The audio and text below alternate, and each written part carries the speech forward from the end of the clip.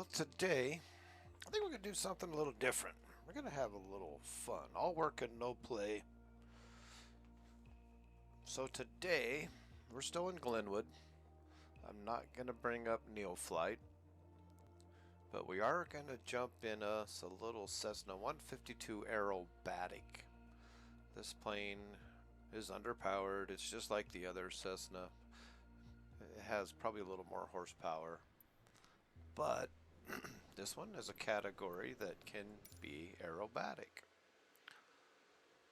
So this means we can put this plane in a little more, and it'll say right there, Cessna Aerobatic. So it's still a little two-seater, underpowered, but we can have just a little more fun in this one than we can with the regular. So I would say let's get this up in the air and we will have some fun. Turn my fuel on.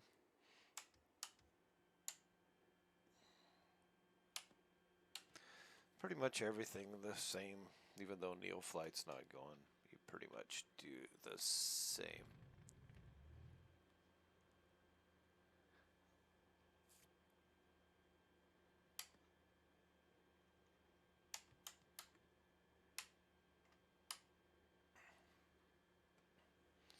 Okay, have this all set up. We're not going to use air traffic control. Okay, I got full fuel tanks. Everything's on.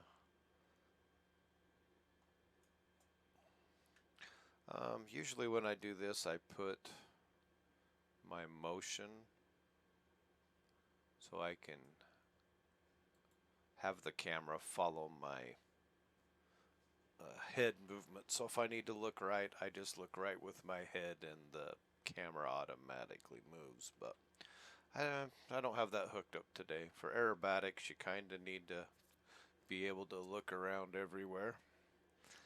But today, we're just going to do some fun things. We could do some stalls, maybe put it in a spin. Like I say, it is very underpowered anyway. Never flown one of these in real life, but okay, just did my run up. We got a pretty good wind. There's our windsock right in front of us, so we're not going to need too much of a runway to take off today because we got some wind. And of course I placed myself at the wrong end of the runway.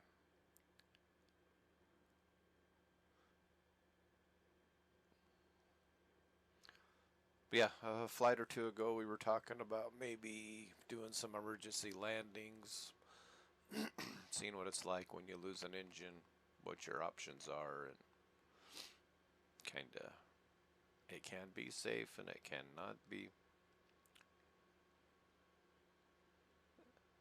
And through flight school you have to do steep bank turns, and I don't know, we'll just go up and play. Haven't played for a while. We've been behaving ourselves and doing exactly what we're supposed to be doing. In this, we will just have a little fun.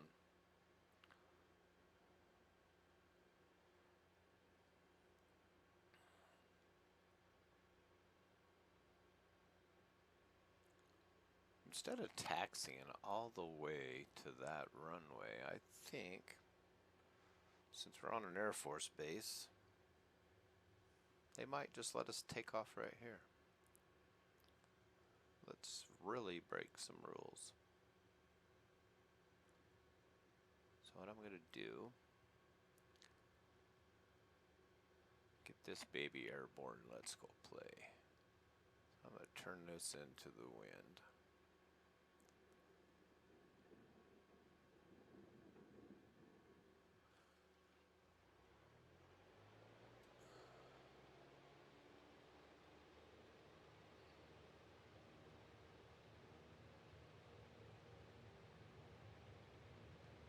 buzz this guy's hair off.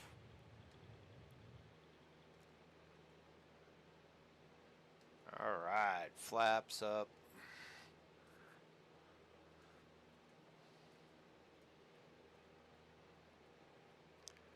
Still early in the morning, it's 20 to 8, so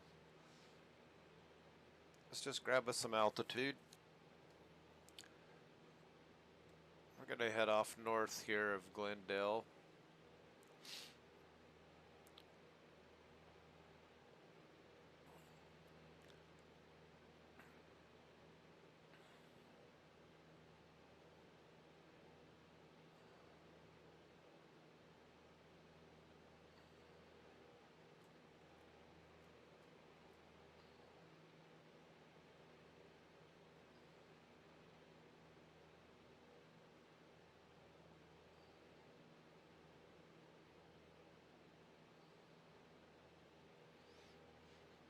So what we're going to do is we're going to grab us some altitude. That way we have some options.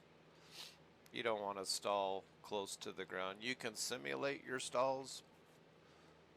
You can do a power off stall, which simulates stalling coming into for a landing. Or you can do a power on stall, which simulates you're taking off and you stall the plane taking off. But you don't want to do that close to the ground. You need a couple 100 feet to recover, and you need to know what the plane feels like when it stalls. So we get up here a couple 1,000 feet, and then we place the plane into whatever configuration we want to train in. And when we're doing stalls, if we do them wrong, if we're not coordinated, one wing can stall first, and then that side of the plane dips first and puts you into a spin. Being just a student pilot, you're not allowed to train a spin. You can train your stalls, but then you're not allowed to place the plane into a spin, which doesn't make too much sense to me, because anybody can stall a plane, and I've had one of my stalls kind of not go as planned, and it flirted with putting in the plane into a spin, and it really wasn't reacting to my procedure to bring the plane back out. It finally did, and we did get level flight again, and my instructor looked at me and said, well, that was interesting. Kind of scared the shit out of me. But I was, instead of accidentally putting your plane into a spin, I would almost think it's smart to go up in a plane like this that's qualified and just do these. So if it ever does happen, one, you train that it never happens. Two, if it does happen, it's just another day at the office.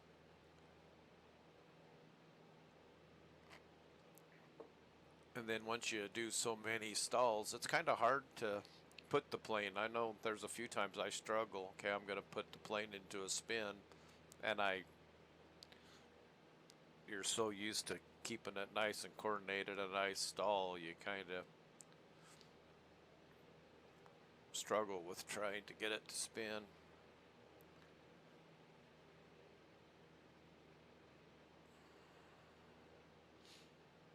Heck, we'll just zip up here to 5,000 feet. That gets us plenty of room. Get away from these mountains. No idea what the winds are up here. We knew we had a pretty good wind, but it really doesn't matter. The only thing the wind will do to us is move us along the ground, which right now we could care less if we're 20 miles an hour ground speed or 100 miles. We're just up here flying around in circles.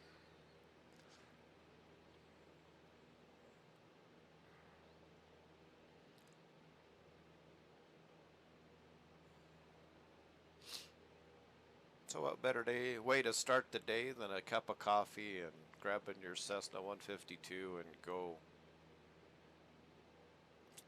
have some fun. Haven't done this in a while, so this Might be good for me to quit being so smooth on the inputs, and because when you're flying with NeoFly, you're always trying to be nice and smooth, and today's not going to be one of those days. Today, we'll see kind of what flying's all about. Okay, there's our 5,000 feet. Just going to kind of trim it up, gain some airspeed. Now today we're really going to watch our airspeed. We don't want to do any hard maneuvers in that yellow arc. You see right below the airspeed that it says maneuver speed's 104. So if anytime you do something drastic, you want to be at that 104. So 100, just round it off. Nice little 100 miles an hour. We can pretty much put a lot of stress on this.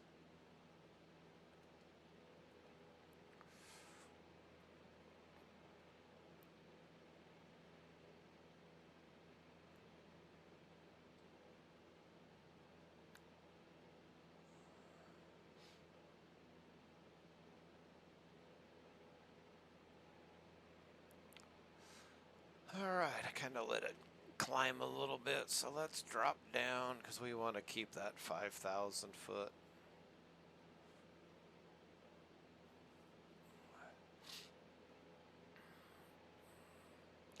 And what we're going to do, we're going to do some steep bank turns, which means I need to maintain a 45-degree or more bank and not go up or down. So that's why I want to hit my 5,000 altitude, because I want to keep that altitude through my maneuvers.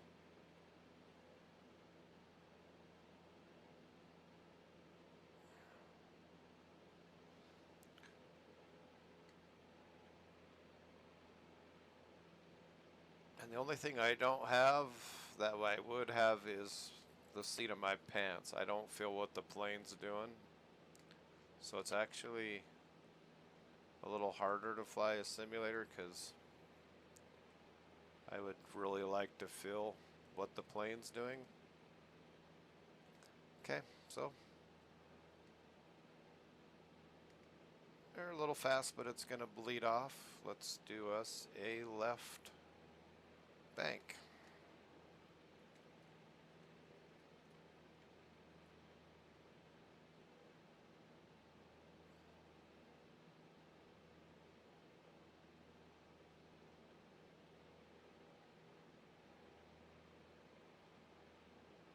So I'm actually pulling back on the stick. You establish your bank, you just keep that, and then as the nose drops, I pull, which tightens the corner even more. Then we're going to roll out of the north heading, letting it get away from me. See, I dropped 100 feet. That's no bueno. Got to keep that thing right at 5,000 feet. Okay, bring it back up there, and we'll do the same thing this way.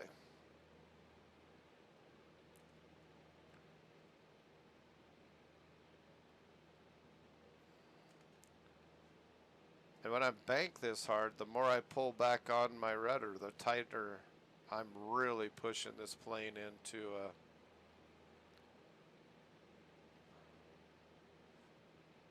I just like to drop in altitude.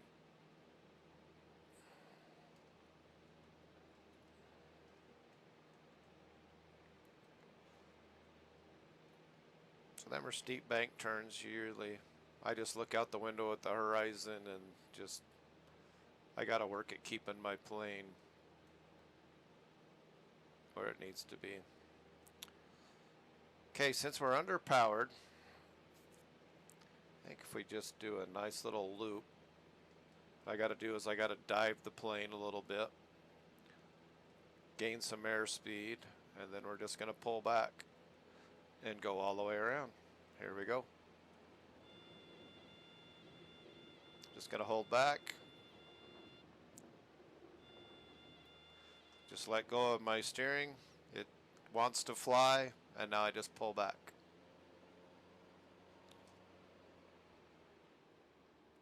lot of airspeed on that one.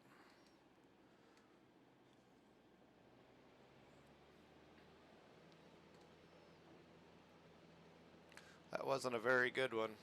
It's so hard because you don't have a lot of power. We were stalling the minute.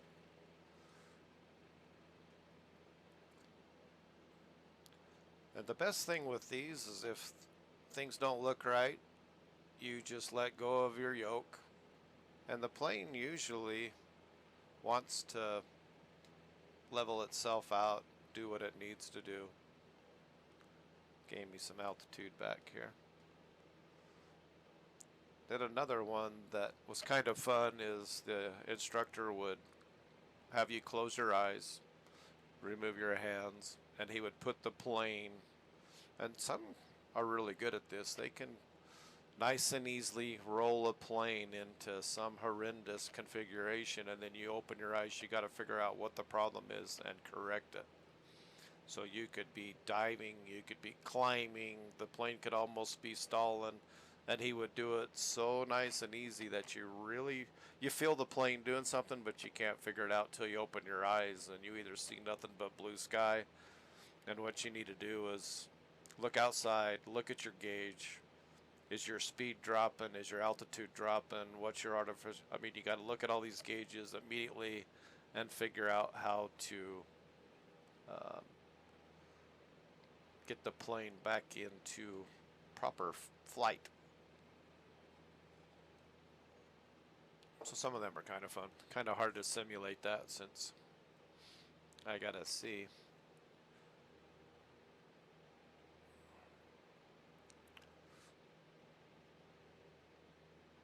Not sure how well this plane flies upside down. Say if we had some power, this is just fun to go up here and play around. See what the plane's capable of doing. Thing with flying upside down, your tanks are above you feeding the engine, so if you fly upside down or inverted, your tanks are now below you. So hopefully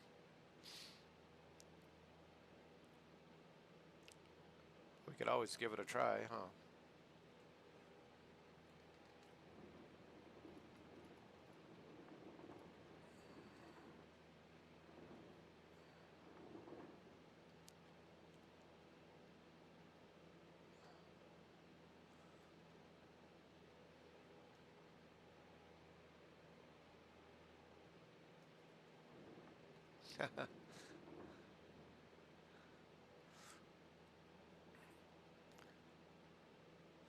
Alright, let's do some stalls. The plane really is hard to do.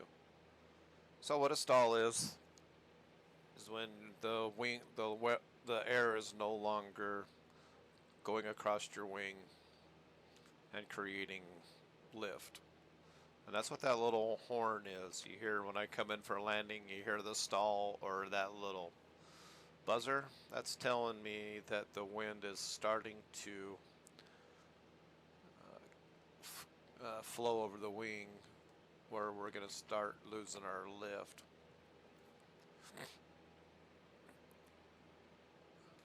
So instead of getting too technical about how fast an angle of attack, it's just there's so much different. And the best way to show you the difference is a full power on stall. The wing doesn't stall the same every time. So I'm at full throttle right now. So let's just kind of bring her back to 15. So I'm kind of just idling. I pulled back on the stick.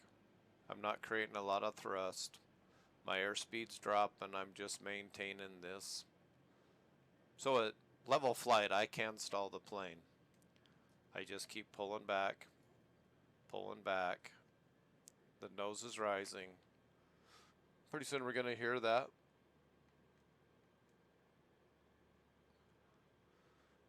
So if you're not paying attention, drink there. Now when you hear that, all I got to do is just let go. The nose drops. the alarm goes off, the airspeed increases, then you just easily pull back. That's how easy it is to um, recover from a stall. But what the problem is on a power off stall like we're doing right here, that's you're coming in for a landing. So what does a person do? He needs to stay away from the ground. So what they do is say I'm coming in and maybe I got to clear some trees or I have some instructions ahead of me and I can't drop the nose or I'm going to crash. So what do? Is you keep pulling back. You got to keep pulling back until the plane no longer creates lift and it's just going to, you don't have a choice. I'm pulled back. And there's our nice little spin.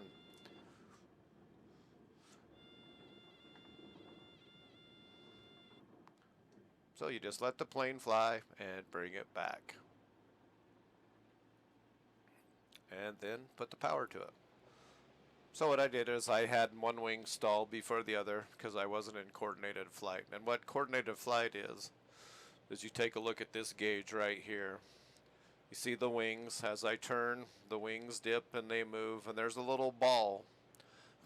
What I need to do is step on that ball with my foot on my rudder pedal. It's called stepping on the ball. So as I turn, see the ball slips, and if I don't do anything with my feet, that's uncoordinated.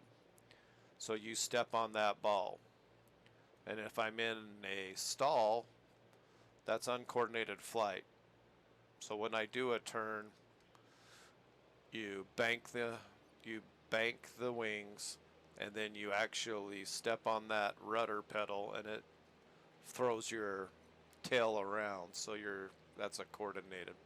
So when you're in your stall, if you're not paying attention to that ball, one wing will stall first, just like it did. And you kind of panic when all you see is houses and we're going to die. And pretty much what you do is you pull back your throttle, let go of the yoke, which you want to keep. You're feeling like, oh, I'm not flying anymore, but just let the plane do it. Just idle back the throttle, let go of the yoke, and whichever rotation it's going, you hammer hard on the opposite rudder pedal. Opposite rudder pedal, stop the rotation. Once the rotation stops, neutralize your rudder and just pull back. Nice and easy. Don't break the wings off the plane.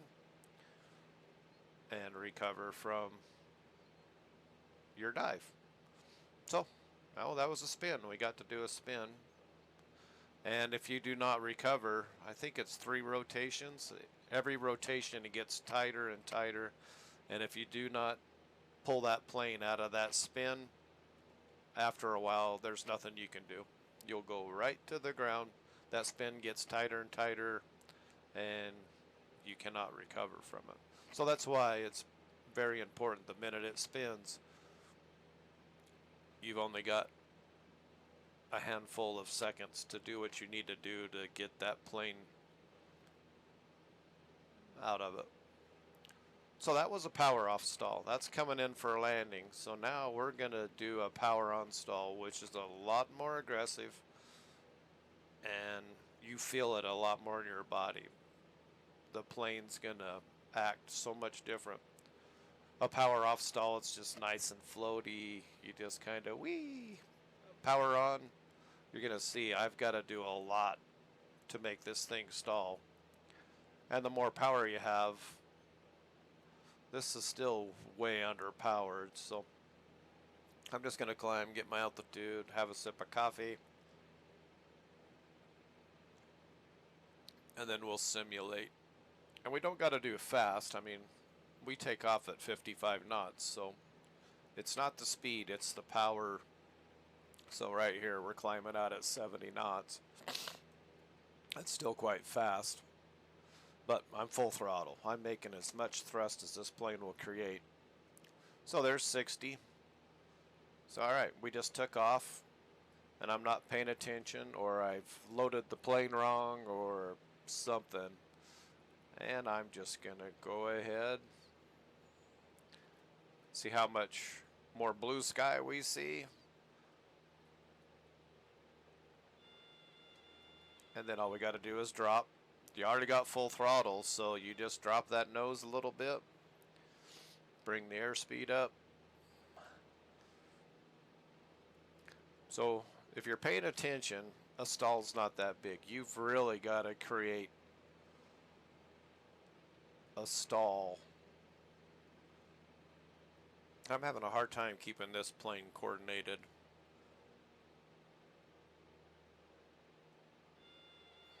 See right there, you just let go of the yoke and it wants to fly. It'll drop the nose. That's exactly, unless you're close to the ground. That's why you don't do this close to the ground. If you're taking off or landing, this is one thing you do not want to do anymore because your options. And that's where a lot of your accidents are, is stalling the plane, taking off or landing. But you can come up here all day long and stall a plane and it's going to be perfectly fine. Unless you don't do what you're supposed to be doing.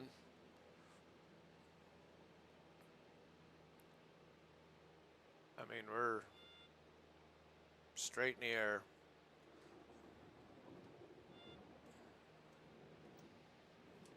So I just let go of the throttle, bring it back because we got way too much airspeed. So you just do that to you. And the only thing we can't simulate is what it does to the body. There are some forces there that kind of, you still got to be in control and take care of the G-force and the feeling of being on a roller coaster.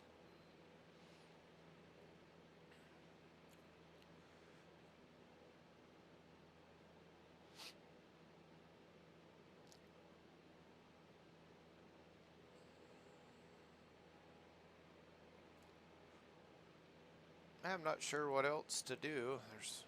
I mean, we're not going to do hammerheads, or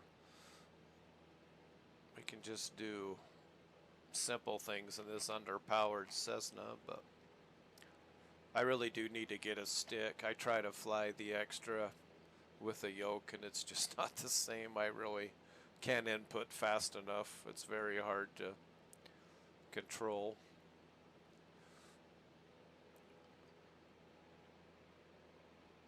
But there was something else. So as we're flying up here, I don't know if you've all paid attention on where the runway is now. It's kind of ingrained in my brain which way the winds were blowing. I know pretty much, since I took off, I know where I'm flying. Do you remember which direction the wind was blowing?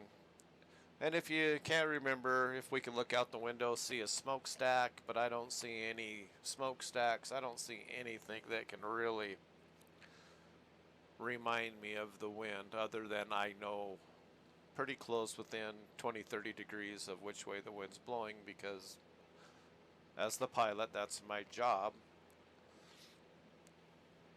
And so while we're up here drinking coffee and just kind of flying and having fun, this is where you can simulate this in flight training, but the instructor will just reach over and say, you have a problem, but I can create the whole problem right now and I got to deal with it. So what we do, we just have an engine failure. Okay, the plane has no longer thrust. So what I'm going to do is I'm going to trim the plane immediately. I'm going to remember which way the wind blows. And I'm kind of cheating because I got fields to my left. I have a freeway. And I know the wind is at my tail. So I am going to circle. I can put it in some of these fields. Might do damage. I don't see a lot of traffic on that highway. I could land on the highway. But if there's no highway there, of course, highway, we got cars. And see, with a lot of altitude, you have a lot of time. So we're not going to use the highway because that's cheating. It's not. I am just going to, and too bad the fields are east to west. I would like to find a nice field north and south because the wind's coming out of the north.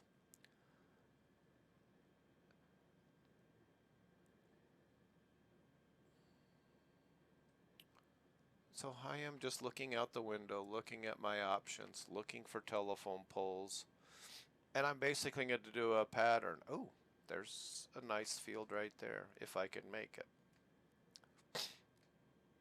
Well, there's an airport right there to our left too, but that's cheating. Who wants to land at an airport?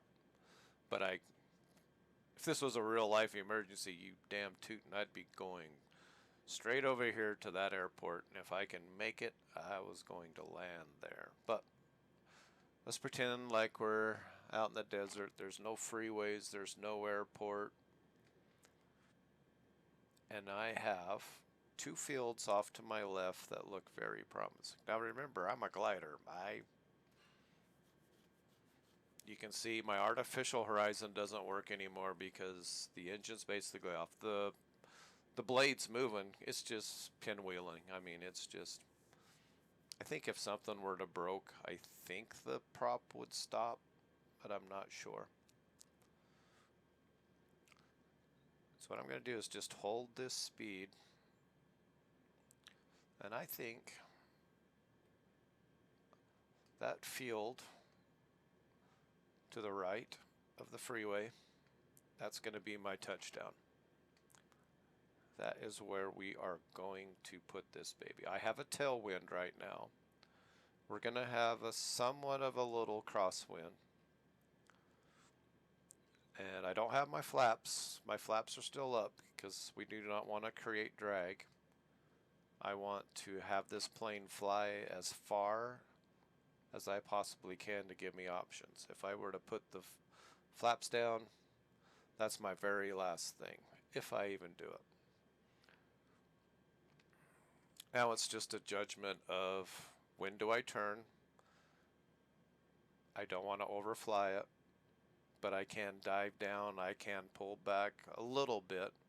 I'm not going to stall yet.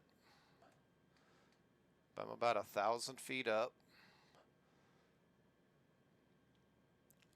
And it's kind of hard to see with the conditions of this field. Could be freshly plowed, so the minute, definitely going to want to have the tail land first. Do not put the prop into the ground. We'll flip the plane.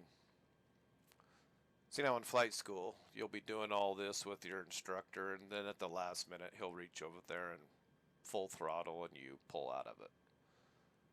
But when you got a pretend plane, you can actually bring this in. Okay, so there's my freeway.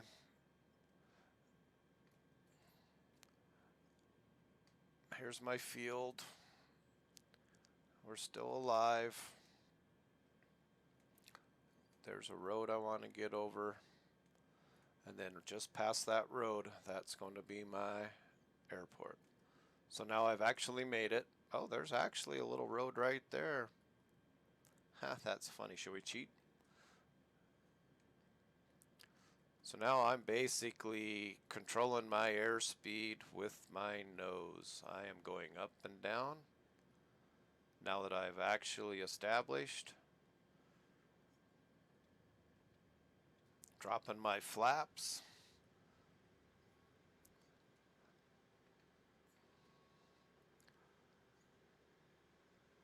And don't want to land, don't want to land. Keep it off the ground. Keep it off the ground even, because the more you keep it off the ground, you want this plane to slow. And we survived. Look.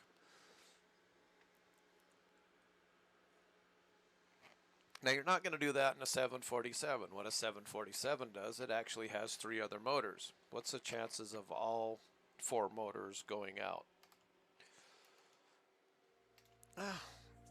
I didn't mean to do that. I was going to take back off, but so that's emergency landing in a little plane that loses its engines, and it does happen. That's why altitude is so important. You watch videos all the time, and a lot of times we could go to the nearest airport. The only time this may not turn out so well is if you're over mountains and low altitude. You've just pretty much taken all your options away. But out in the desert, we were high, and I'm safely in my office, so it's probably less stressful, but it's kind of fun to do those. I've actually shut a plane off my TBM at 30,000 feet and landed at an airport. Just when you identify an emergency, options are open for you. They just clear the skies around you, and you can do anything you want. But we survived our engine failure in our 152, and so I hope you enjoyed that little playtime. I think we'll get back into our twin, head for the West Coast. Got to get buying some big and fun planes to fly. So, well, enjoy your coffee, and we'll see you next time. Bye.